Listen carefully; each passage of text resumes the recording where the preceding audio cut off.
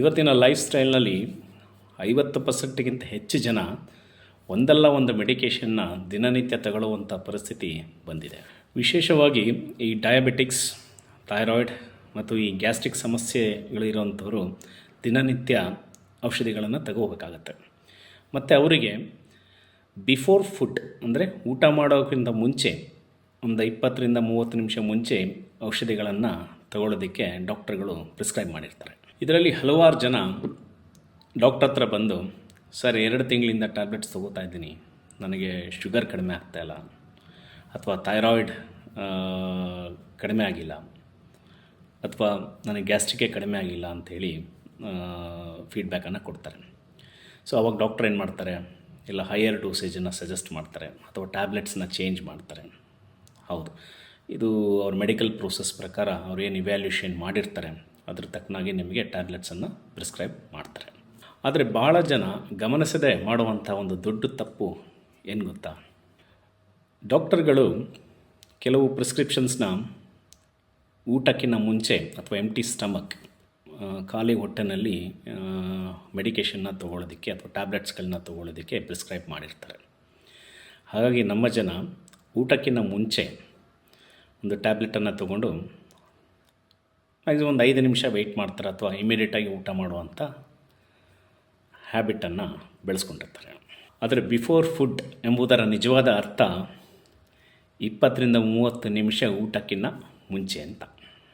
ಈ ಒಂದು ಸಣ್ಣ ಹ್ಯಾಬಿಟನ್ನು ಕ್ರಮವಾಗಿ ಪಾಲಿಸೋದ್ರಿಂದ ನೀವು ಹೈ ಡೋಸೇಜ್ ಮಾತ್ರೆಗಳನ್ನು ತಗೊಳ್ಳೋದನ್ನು ತಪ್ಪಿಸ್ಬೋದು ಮತ್ತು ಪದೇ ಪದೇ ಮಾತ್ರೆಗಳನ್ನು ಚೇಂಜ್ ಮಾಡೋದು ಅಥವಾ ಬದಲಾಯಿಸೋದನ್ನು ತಪ್ಪಿಸ್ಬೋದು. ಸೊ ಇದರಿಂದಾಗಿ ಹಲವಾರು ಸೈಡ್ ಎಫೆಕ್ಟ್ಗಳು ಕೂಡ ಕಡಿಮೆ ಆಗ್ತವೆ. ಮತ್ತು ಕೆಲವು ಮೆಡಿಸಿನ್ಸು ಅದು ಕ್ರಮವಾಗಿ ಖಾಲಿ ಹೊಟ್ಟೆನಲ್ಲಿ ಅಥವಾ ಎಂಟಿ ಸ್ಟಮಕ್ನಲ್ಲಿ ತೊಗೊಂಡ್ರೆ ಮಾತ್ರ ಅವು ಸರಿಯಾಗಿ ಕೆಲಸ ಮಾಡ್ತವೆ. ಟ್ಯಾಬ್ಲೆಟ್ ತಗೊಂಡ ತಕ್ಷಣ ಊಟ ಮಾಡಿದ್ರೆ ಏನಾಗುತ್ತೆ ಅನ್ನುವ ಪ್ರಶ್ನೆ ಹಲವಾರು ನಮ್ಮ ಜನಗಳಲ್ಲಿ ಈ ರೀತಿ ಪ್ರಶ್ನೆಗಳು ಭಾಳ ಬೇಗ ಹುಟ್ಟುತ್ತೆ.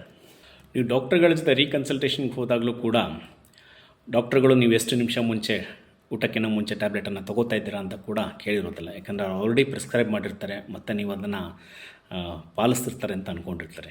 ನಿಮ್ಮ ಆರೋಗ್ಯ ಅದು ನೀವು ಪಾಲಿಸಬೇಕಾದಂಥ ವಿಚಾರ.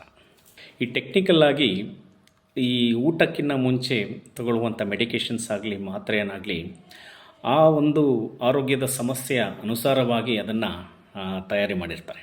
ಫಾರ್ ಎಕ್ಸಾಂಪಲ್, ನೀವು ಡಯಾಬಿಟಿಕ್ ಆಗಿದ್ದರೆ ಊಟಕ್ಕಿಂತ ಮುಂಚೆ ಒಂದು 20 ನಿಮಿಷ ಮುಂಚೆ ಆ ಟ್ಯಾಬ್ಲೆಟನ್ನು ನೀವು ತೊಗೊಂಡ್ರೆ ಅದು ನೀವು ಟ್ಯಾಬ್ಲೆಟು ನಮ್ಮ ಹೊಟ್ಟೆಯೊಳಗೆ ಹೋಗಿ ಅದು ಕರಗಿ ನಂತರ ನಮ್ಮ ಬ್ಲಡ್ ಸ್ಟ್ರೀಮ್ನಲ್ಲಿ ಬೆರೆತು ನಮ್ಮ ಇನ್ಸುಲಿನ್ ಲೆವೆಲ್ಗಳನ್ನು ಬ್ಯಾಲೆನ್ಸ್ ಮಾಡುತ್ತೆ.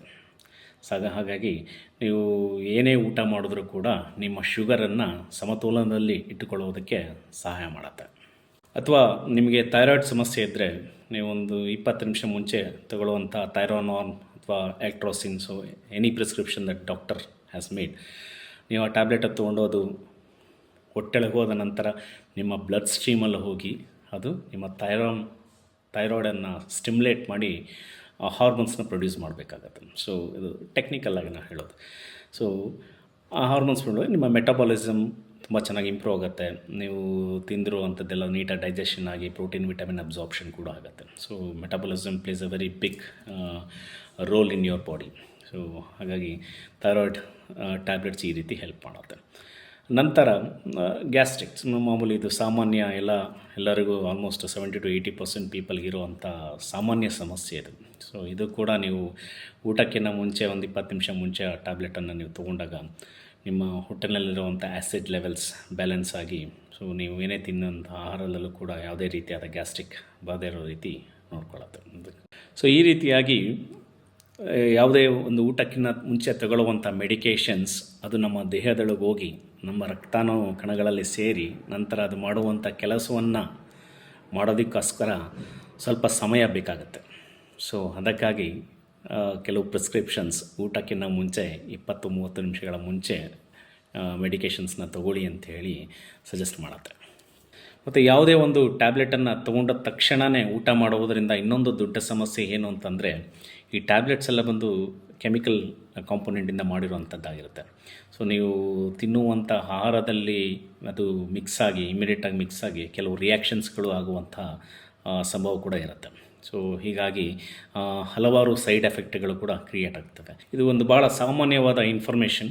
ಸೊ ಎಲ್ಲ ಔಷಧಿಗಳಿಗೂ ಈ ನಿಯಮ ಅನ್ವಯಿಸಬೇಕು ಅಂತ ಏನಿಲ್ಲ. ಸೊ ನಿಮ್ಮ ಡಾಕ್ಟರ್ ಕೊಟ್ಟಿರುವಂಥ ಸಲಹೆಯನ್ನು ನೀವು ಸರಿಯಾಗಿ ಪಾಲಿಸಿದ್ರೆ ಸಾಕು.